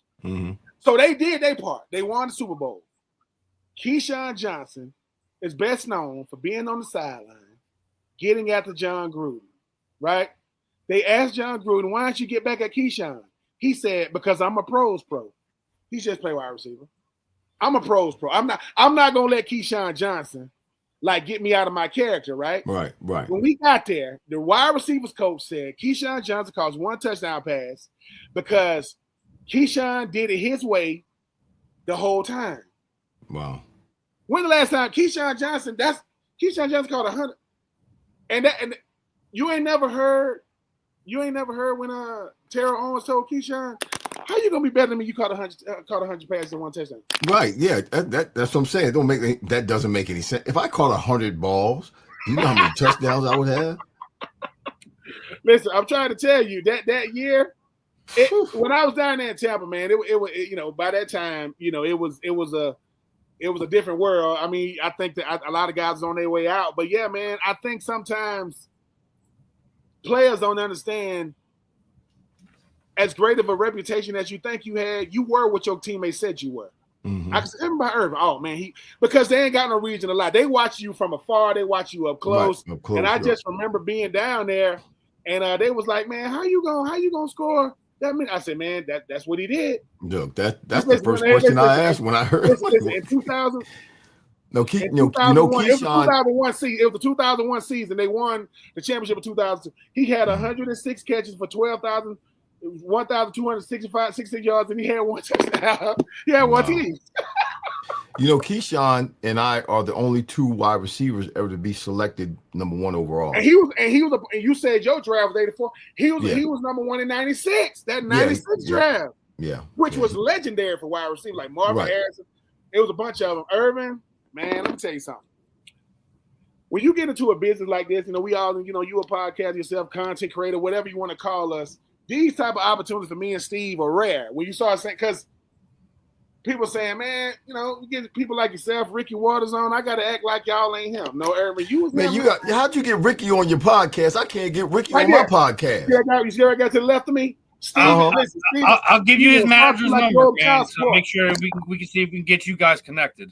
Okay, I got Rick. Look, I got Ricky's number. I can call him directly. But yeah, you got to go. See, that's that's the day and age we live in. You got handlers. Too many handlers. Steve, that's one of the reasons I'm on here with you guys today, because that I believe in, we're like you said, Ben, we're in this together. We're both doing podcasts, so on and so forth. So Steven happened to reach out to me. Listen, if I can help you guys, if I'm available, I'm going to do it. But it bothers me. It really does bother me. It bothers me when I'm reaching out to guys I played with. I'm reaching out to guys I played more than. I'm reaching out to guys who I did the same thing as them, longer than them. And I got to go through the ringer to try to get them on my show. Just give me 15 minutes. I thought we were in this together. We're a fraternity of guys who played the same sport at the same level. All right. And we're all trying to make it. We're all trying to do better. We're all trying to do what we're doing in our space. And if I'm in a space that you can help me out and it's not going to cost you anything but a few minutes, then why would you not? It's crazy. I'm not going to name any names. You ain't lying. I'm not going to name any names, but it makes me absolutely sick. How guys get nuked, they retire. I got to protect my brand. I got to ask my manager. What the? You know what? I play just like you. I'm not going to abuse your number. Just come on my show. Tell him, Irvin. Tell him, Irvin. I be trying to tell you, Steve. I said, because certain things, right? It's like this. Listen, you feel disrespected when you do the phone like this. You look at it. They can't see you because once again, nobody will complain more than a former player about what he ain't getting or what he should be. But then how you treat other former players, like, dude, I'm trying to bring you on. Yeah. One, to show people you're still doing all right. You're healthy, you're strong. What's going on with you? And sometimes you get to relive them moments, man. Yeah. You get to go back in time and say, oh, man, I forgot about it. But it's like, look, let me say this. And this is no disrespect. Anybody can have a manager. Anybody can have a publicist. You can't talk to me direct. What do you think I'm going to say? Right. I'm not going to stalk you. Podcast works for the police. Yeah, I'm not going to stalk you. I did the same thing you did. Just can you come on my podcast and let's do this? Come on. Can we be normal? Can it's like Jesus? Can we just? And here's the thing, right? I can say it. Irving don't got to say it. Irving, you're a humble man. I can hear it in your voice. You ain't just a nobody now. Like, wait a minute. Irvin's on the phone. Irvin who? It ain't a listen. I know a Irvin that's last name was Irvin. I don't know but one first name Irvin, last name Fryer that came through the league. I only know one. And then here's the next question. What does he want? Ask it. What does he want? I think certain things to me are so disrespectful because this is what we're supposed to do for each other. Right. Thank God for this medium to be able to say, hey, man, what connects us all is we was blessed enough to play this game. 1 year, 17 years, Pro Bowler, no bowler. We get to do this for each other. But when we be big time at each other, like, wait a minute, what you mean? Like, yeah, tell my publicist, is your publicist your wife? What? I'll tell you who I think you may have mentioned his name. You did. You mentioned Seth Joyner earlier. Last year, I did my show, The Fryer Place, once a month at a place. It was a cigar bar called The Code in Philadelphia. And once a month, we'd be there live, and I'd have a live audience and a live guest. And I would ask, former players around the area to come in and to be on my show. We'd do an hour show and hang out. They get free food, and I would pay them $500 for an appearance fee. $500. I did that once a month for them, paid them out of my own pocket. And I don't do it now at The Code. Why? Because, it did enhance my podcast, but it wasn't worth it to me. I was losing money. I tried it for a year. It was cool, but I was losing money, and I'm not trying to do that. So I discontinued it this year. But there was one guest out of the guys, all the guests that I brought in. I'm not going to name other guests. You can go to my podcast and watch it. But Seth Joyner was on this particular night, and I would always give the guys the check, $500 check, when they came in the building at the beginning, like you're supposed to get paid when you get there, if you're going to get paid. And Seth refused. He's the only one that refused to take the money. He said to me, man, I'm not taking your money. He said, we're brothers. We're supposed to be helping each other. I shouldn't be taking your money. I said, well, it's an appearance fee. He said, I know that. He said, but you're trying to do something here, and I should be helping you. He said, I sit around a bar and talk about sports for free to people. If I'm out on my own and whatnot, I talk about sports for free. Yeah, I got my own podcast and I get paid for that, but I go and hang out in places and talk sports for free to people. I'm not going to take money from you. And that was a surprise to me, but it was the truth. It was the truth. Seth's that real dude, man. Yeah, Seth is the dude. To me, that's man. You say, see, now you talking that talk, Irvin, because I didn't play as long as you, right? I played in a different era than you did, but I look at it the same way. I think sometimes players, we reach out to each other, we're trying to talk to each other, and you trying to let them know that, man, I'm trying to build something. You looking at them like this. Do you really, really think if I was if my position was different, I wouldn't look out for you? Right. But Seth is letting you know, no, man, I see what you're doing. I heard a guy say this, and I believe it. Some people say, man, you can't see the picture when you the frame. You can't see it. Seth can see it. You're like, look, no, I see what you're doing, and that's why. And people think that where you at is where you're gonna be. That's not true either. Right. Because right now, I'm inviting you on when I'm in a position to do it. I could get to a point to where sometimes just to, how big the situation can become.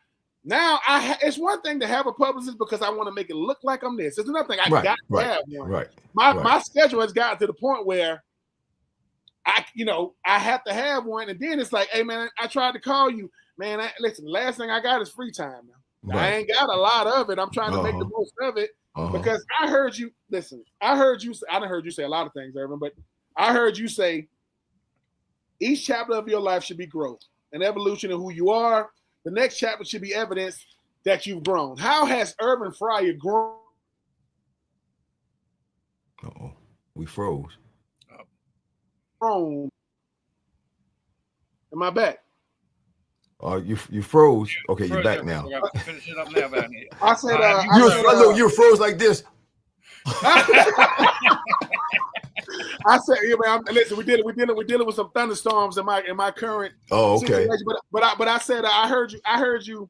I'm a quotable guy. I take things that people that I admire say, and I try to say it to my children. I try to say it to people I know. I have a nonprofit that I work with young men, and and I heard you say, which a lot of things, but you said each chapter should be growth and evolution in who you are. The next chapter should be evidence that you have grown. Where are you currently? Where is Irving Fryer currently in his life, and how has growth? How are you growing even at the young age of 62? Thank you. Growth doesn't come, maturity doesn't come, strength doesn't come without pain, without disappointment. I'm talking about life. And there have been, particularly the last 10 years or so, there have been some big disappointments in my life, a lot of pain in my life. If I could narrow where I've grown the most, if I could pinpoint it, I've grown in an area. I used to really care about what people said. I'll give you an example. My last year with Philadelphia, I broke a sesamoid bone in my big toe on my left foot, and I did that the second game of the season.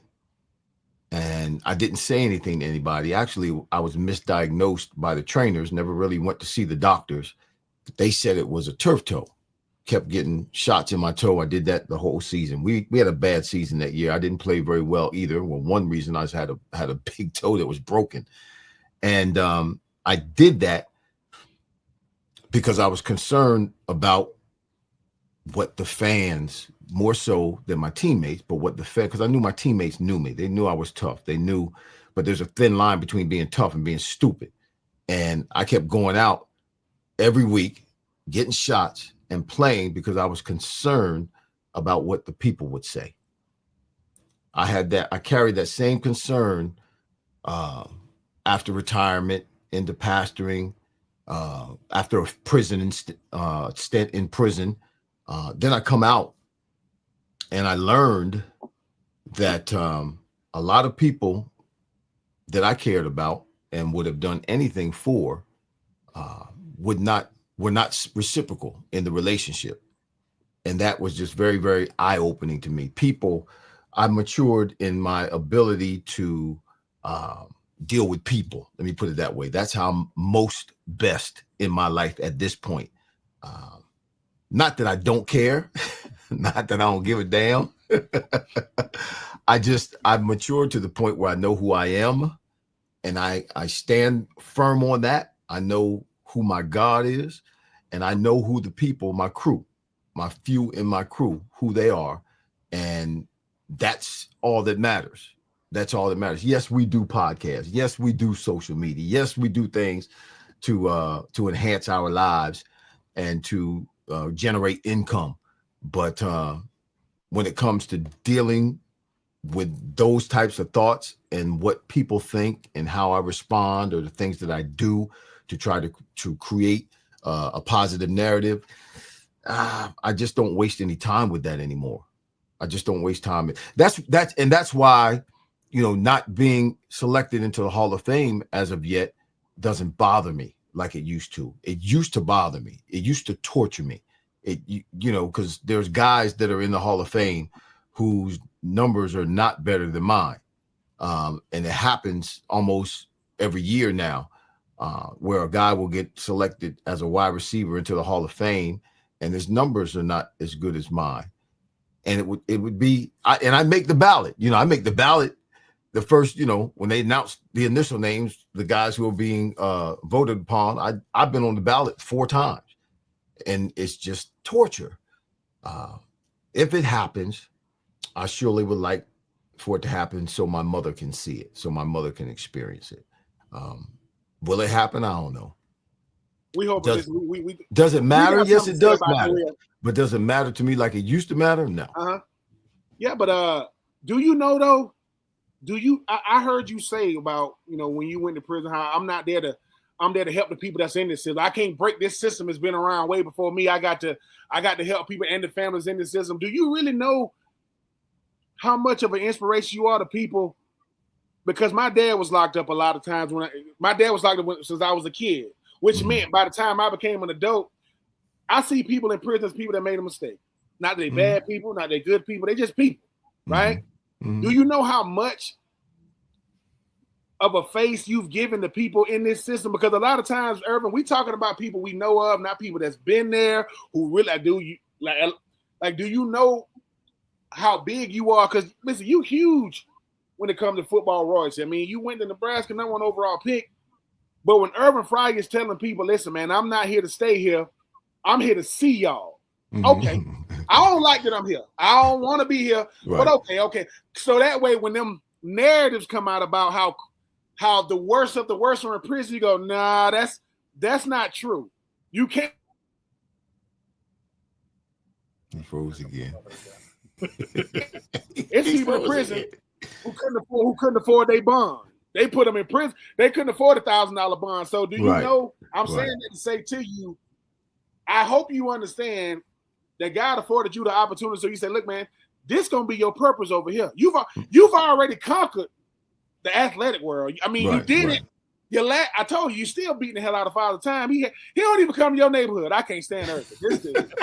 I can't stand Irving. But I'm saying now it's listen. If a person in prison tell another person in prison when you get out here, stay out here, that's one thing. If Irving Fryer say, yeah, I think you can get out and stay out, that's gonna mean something totally different, because I wish what happened to you didn't happen to you. And I do not like Wikipedia. I do not like the fact that they'll stick what you did wrong at the top. Let's make sure they read this part. But I'm like, but y'all don't know the details. Right. No, nobody knows the details. The one detail that people should know, and this, when I do have the opportunity to talk about that whole experience and that season in my life, I usually, what I do is I talk facts, so that if people are smart enough to go and look at or do research, they can find the facts. And so anything you'll hear me say about it is factual. So you can go to the dockets, you can go to the recordings, it's public record. You can look it up and read it, and it will say exactly what I said. And the one thing that really, even though I ended up going to prison, but before the judge sentenced me, the judge said, Mr. Fryer, I would have found you innocent. That's what she said. And that was, it didn't keep me from going to prison. She could have kept me from going to prison, but that's on record. That's on record. And there's a whole lot to it. But let me say this about that time, that season in my life. It was the worst thing that ever happened to me. It was the worst. It was the worst. At the age of 50, what was I? 53, 52? No, the age of 52 was 10 years ago. Age of 52, I lost everything. Wife of 28 years divorced me before I went to prison. When I got indicted, a year before I went to prison, she divorced me. Lost the house, lost my cars, lost clothes, lost my money. And when I got out of prison, I had nothing. Absolutely, and people don't believe that, absolutely nothing 10 years ago when I got out of prison. Actually, it was 9 years ago when I got out. And that was the worst thing that ever happened to me. And I really, at that time, I wasn't sure how I was going to make it. I was very angry because it involved a fraternity brother, a friend of mine, a business partner of mine that I've known for years, that was federally indicted for something he was doing. And because I was attached to him, connected to him, they somehow, some way pulled me in. I was very angry. I was very, very angry. I wasn't suicidal, but I was homicidal, because I seen that guy. I'm going to say this. Had I seen him after I got out of prison, I don't know what I would have done. I'm not going to say I would have hurt him. I'm not going to say I would have killed him, but I would have did something. Worst thing that ever happened to me. But the worst thing that ever happened to me was the best thing that ever happened to me. I don't have what I used to have. I don't live like I used to live. I got to hustle, because I'm still, trying to come out of the hole that I was in, that was created by that whole situation. But man, I'm so much better now than I was back then. I'm talking, when I say back then, I'm talking about from the time I went to prison all the way to the time I was in high school and went to college. I'm so much more of a better person and so much more aware of who I am and how to deal with myself. So the worst thing that happened to me actually turned out to be the best thing that happened to me. I'm in the best time of my life right now. That's how you do it, brother. I mean, we all have, dark chapters, I guess we'll say, chapters we wish, we were never a part of. But I think that's the thing about us as human beings, because that's what makes us at the end. That's what makes us the people we are. We don't grow when the sun is shining. We only grow when it's dark. Where people are like Vesper time in botany with plants. They got the evening primrose. The evening primrose, we can benefit from the evening primrose. You get medicine and make, they can make makeup and stuff that the primrose, that we benefit from. But the evening primrose only opens up at nighttime. It doesn't open up during the day. It's a flower, beautiful. And we're like that. Bats, Vesper time animals, bats, they're highly active at nighttime. Owls, highly active at nighttime. During the daytime, when the sun is shining, they don't do anything. We're like that as people. It causes us to be active. It causes us to grow, causes us to open up and be aware of what's happening around us when the lights go out and when it gets dark in our lives. That's when we start doing what we're supposed to do. Yeah. And we grow. And speaking of growth, I mean, we lightly talked on the podcast. You've done several different iterations of show. You were doing shows with Hollis Thomas, Vetted. You got the Fireplace. What made you decide to get into the podcasting world and, I guess, share your voice with the world? Well, it's a little bit of a story. It actually started with the church. It started out with COVID. COVID hit. We as churches and pastors, we had to figure out a way to go, to do things virtually. So we had things set up in the church where I would come in and my audio video guy would be there and I would be there and we'd do live service in the church. Nobody was there but he and I on Sundays during COVID. Well, I was doing a Bible study as well, but I was doing my Bible study with my phone. That didn't look like video or audio, wasn't like it was in the church. I wanted to do something better. Fast forward, a friend of mine who was a preacher was doing the same thing. I saw him and what he looked like virtually, watching him on YouTube. I'm like, man, I called him. What are you doing? It sounds good, looks good. And he turned me onto a software. And with that software, I started my Bible study. So now I'm looking good, sounding good. Everything's going straight in the same software I'm using now. And then the Lord said, do a podcast, start a podcast. The Lord actually told me to start a podcast. And I did. And almost 3 years ago, that's when I started it. It's still doing extremely well. And just from there, it branched out, from the Fryer Place to Vetted with Irving Fryer and Hollis Thomas to White Out's World with myself, Michael Timpson, and Fred Barnett. And I do, during the season, I do a Insight with Irving on Instagram. Insight with Irving on Instagram once a week on Instagram. So yeah, I'm doing several podcasts, but it started out as a Bible study. But I love it. I get to work from home. I'm in a space. Let me see if I can show you my space. I'm in a space in my house. Can y'all see that? Yes, sir, we can. Yes. I'm in my house. I got a bunch of different cameras in here, but this is the space that I'm in. I got, stuff going on all over the place. I got different cameras, different looks, all over the place. So it's I mean, you just gave us a master class, man. I'm like, man, you doing this thing? Is that where you get the term? I heard you say, valuable originals don't die a cheap copy. They're going to prison make you realize, man, I'm a valuable original, regardless of what people think. No, I actually made that statement, I made that statement prior to. That was a statement that that came up in one of my sermons, probably a couple of years before prison. But yeah, there are a lot of people who die cheap copies because a lot of us don't understand the value that we have of being an original. We're all different. We're all unique in our own way. God made us all with different sets of fingerprints. There's only, when you think about this, there's only one Ben Troupe in the history of the world. Now, you can go back centuries, hundreds, thousands of years. There's only one Ben, only one you, only one Stephen. There's only one Irving. That's how valuable we are. There's value in originals. Copies are cheap.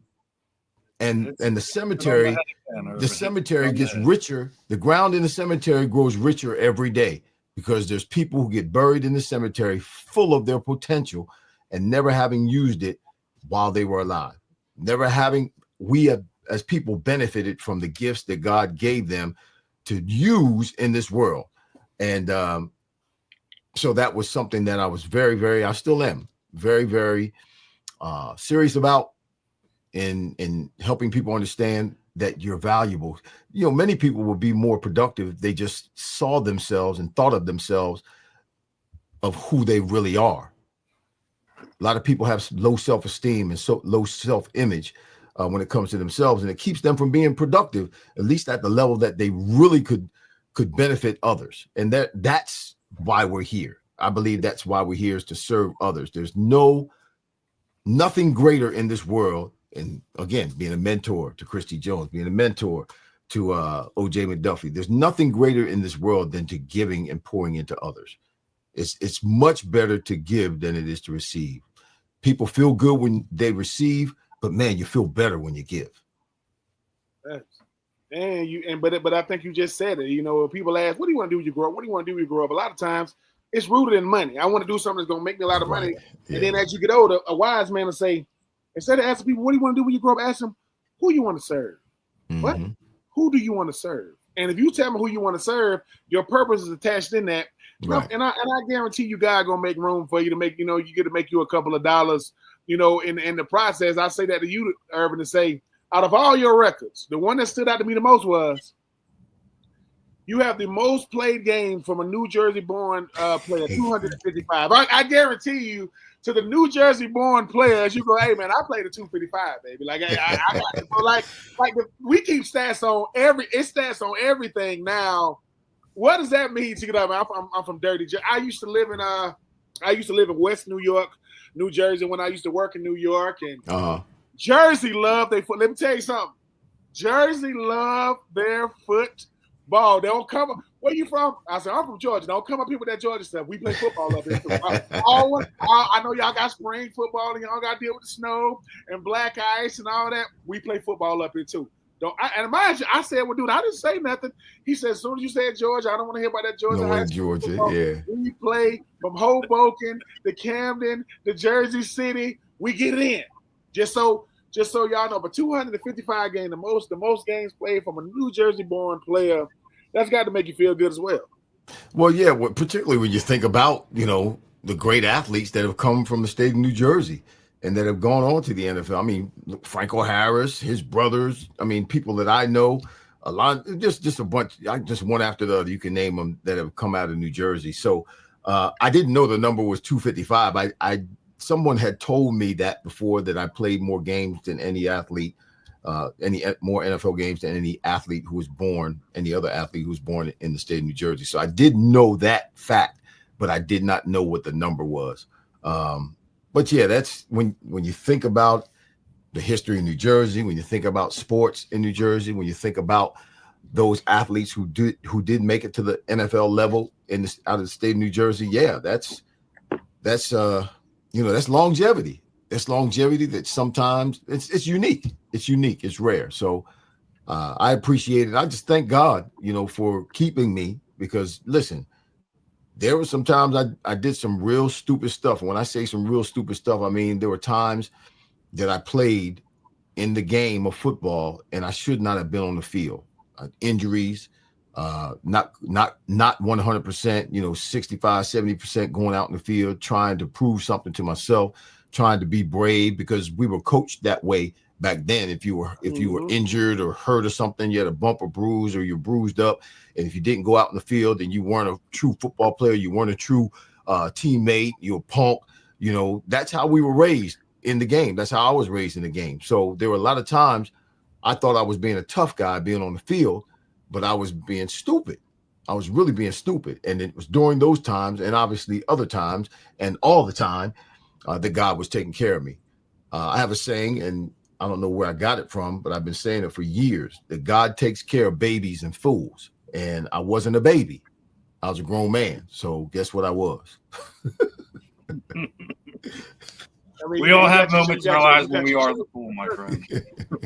Of course, man. You got your church family, you got your podcast family, you got your football family, you got your real family. I mean, when Matthew McConaughey won his Best Actor award, he said something in his acceptance speech that stood out to me. He said, in life, you need three things: something to look up to, something to look forward to, something to chase. Mm-hmm. What is Irving Fryer? What do you look up to? What do you look forward to? And what are you chasing? Well, I always look up. I'm going to say like the Apostle Paul. I look up to it's all God. I look up to God, because you got to keep your head up, man. You can't allow your head to dip. In this world, it's crazy. We live in a crazy world. Things are out of control. I look up to God. I look forward to God. And what was the other one? Up to what are you chasing? What am I chasing? The Apostle Paul said, I'm chasing that which has already apprehended me, but I have yet apprehended it. And that is salvation. That's God. That's the goodness of God, the mercy of God, the promise of God, the purpose of God, everything that's wrapped around the state of my being that God placed in me.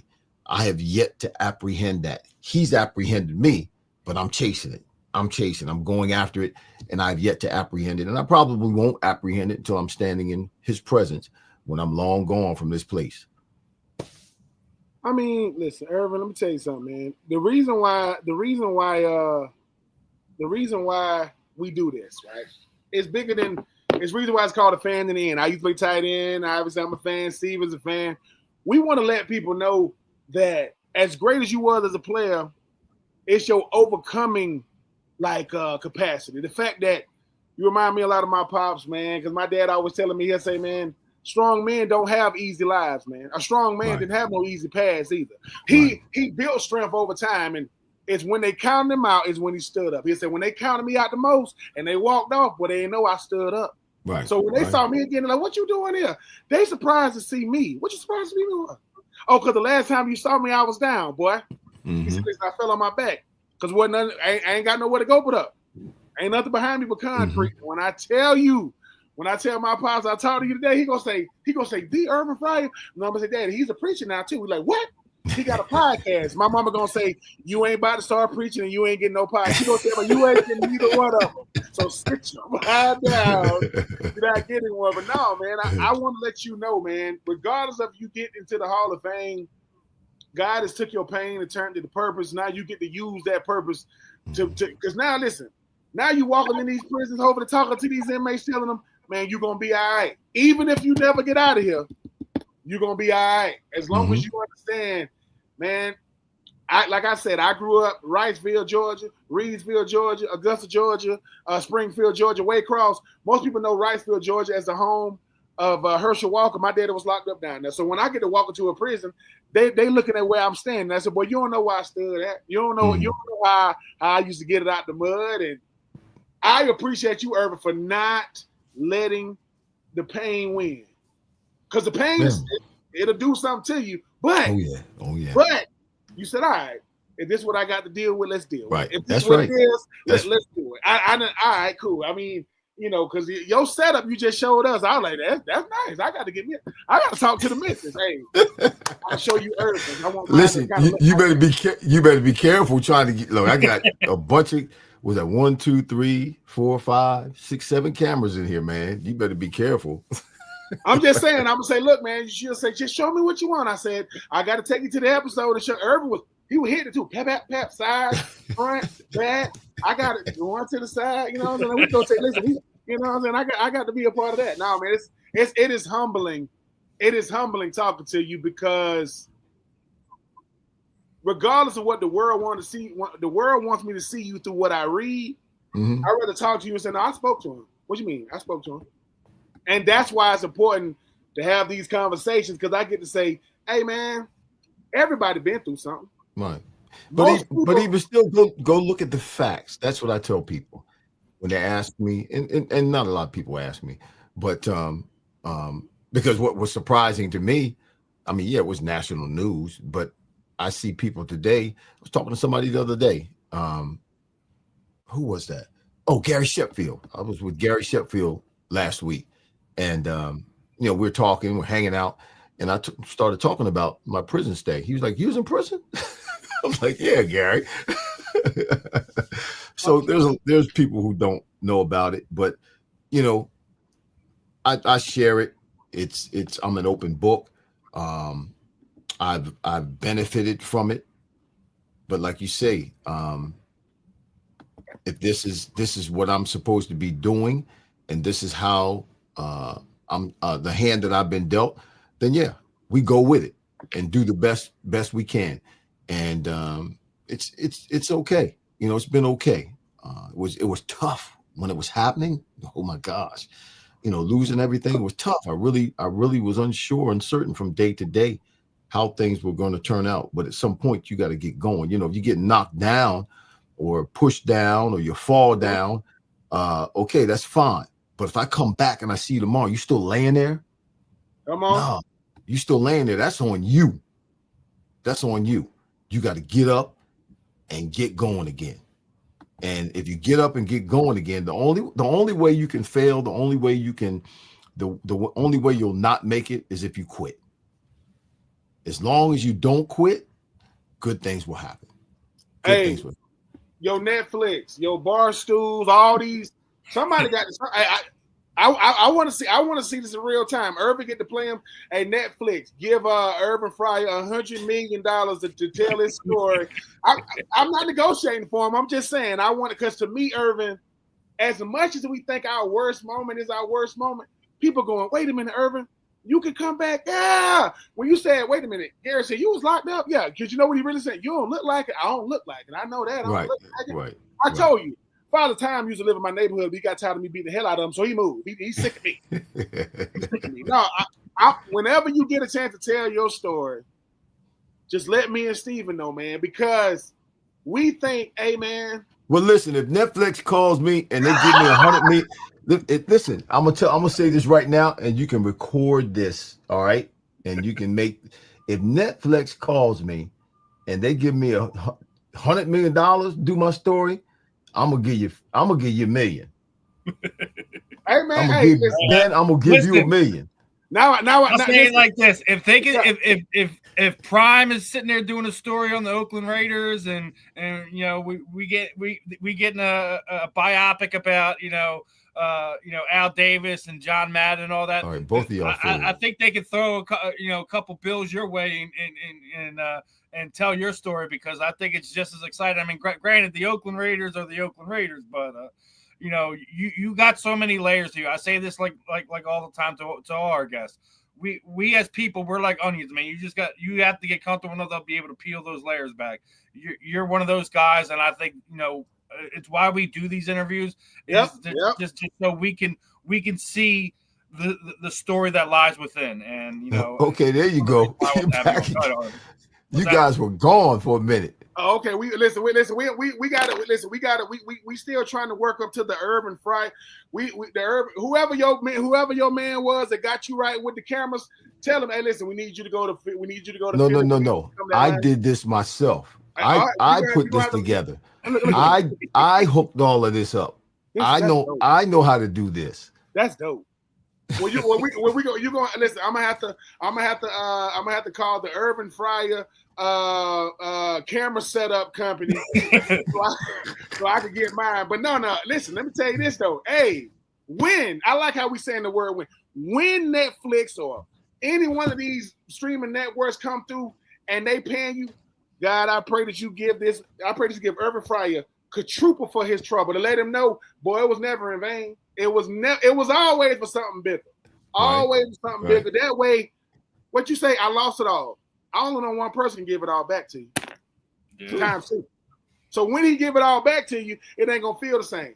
You gonna say you want this car back, you want that car back. Nah, I'll just take that one. You want it won't be It's coming back. And when it come back around, you be like, well, listen, I figured out who I was when I had it all. It took me losing all to say, man, this is who I really am. Yeah, that way when it all come back, when the friends come back, the ones who you thought was Irving, you be like, they ain't gonna come back because they know better.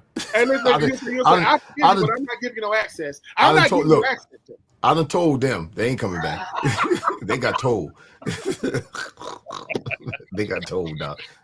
Look, you know how I act like some of the former players treat us when I ask them to be on the podcast. And some of y'all former players, before we get out of here, sometimes I'm looking right at you when I'm calling you, and I see you look at the phone. I go, boy, you know I was in the same venue as you. Wow. Oh, that was you. You got my number programmed in your phone. You know it was me. I text you it's me. I'm looking at you anyway. That's crazy. To the former players that don't want these type of platforms, just do us a favor. Don't complain then. Because you always said, I want somebody to talk to, this, that, and the third. I said, we ain't your therapist, but this is definitely therapy. Oh, yeah. Come on here and talk, man. Get to let it out. Well, Irving, just know this, man. Regardless of what happened to you, man, boy, I'm happy for you. And I'm happy that you still in the game, you still thriving, you still doing it. And whatever chapter of your life that people listen, a chapter of a book ain't the whole book. So that bad chapter, it's exciting, but I read before it. But I'm looking forward to read the chapters after it. I'm looking forward to read them chapters because them gonna be the ones I'm gonna say, listen, you better hope Irving don't start a wide receiver league or whatever, because a wide receiver league. Gloves or no gloves, they're gonna catch everything. Well, I mean, they got the lineman masterclass meetings and stuff like that. I wouldn't mind to see some guys like Irvin, you know, Fred like that start some wide receiver camps and things of that nature to kind of be able to connect with the younger generation, give back and things like that. It's our podcast Wideouts World with myself, Michael Timpson, and Fred Barnett. That's something that we're looking into doing in conjunction with as we grow the podcast. You know, having camps, you know, doing golf tournaments, things like that. But it's a focus around wide receivers. That's what the show is. It's a focus of wide receivers every week. There you go. All right, guys. We're down like to the last 2 minutes here. Go ahead, Ben. Go ahead, Ben. I just want to ask her, who your favorite wideout right now, currently? You got a favorite? My favorite wideout right now is Devontae Smith. The Slim Reaper. Slim Reaper. All right. Yeah, he's special, man. He's special in that, you know, he's got a great resume, as we know, you know, national champion, Heisman Trophy winner. But man, he's got the rookie receiving record for the Eagles. He could be a first go-to receiver on any team, but he plays his role behind A.J. Brown as Robin, and you don't hear him complaining. He just does his job. He's very humble. He's not flashy. None of that, man. He came into this league prepared to start as an NFL wide receiver day one. Those guys, you know, he's the best to me all around. Route running, catching, and he's tough. Oh my God, that little kid, skinny kid is tough. He is. He's got some of the best catches over the last few years. I know everyone loves AJ. He's we call him Megatron and all that, but yeah, I'm with you. Devontae is one of these guys. I think he's special on so many different things. He can play inside. He can play outside. I call him. He wears the number 6. I call him $6, no change. Okay. He gives you $6, no change. Oh man! All right. Well, as we're getting ready to wrap this one up, it's the last few minutes before we get cut off here. Irving, it was an absolute pleasure, brother. We definitely got to do this again sometime. I'll definitely reach out to you because we got plenty of programs here on the South Florida Tribune Media Network, it's going to be some fun. I'm looking forward to seeing more of your programming as well, and continue to watch you do your thing. But Ben, last words before we cut this one off, brother. Irving, it's my humble pleasure, sir. I'm looking forward to coming on your platforms as well, man. I'll be calling you, brother. I'm about to say, listen, just keep doing what you're doing. And the football writers, we finna have the Anti-Football Writers Podcast. We coming for y'all. Get it right. Anti-Football Writers Podcast. Boy, you funny, man. Anti-Football Writers Podcast. We're gonna do this again sometime soon, everyone. All right, give me a shout back during the season. We'll talk, something's going on, something big happens or whatever. Yeah, give me a shout back. We'll do, my friend. We'll do. All right.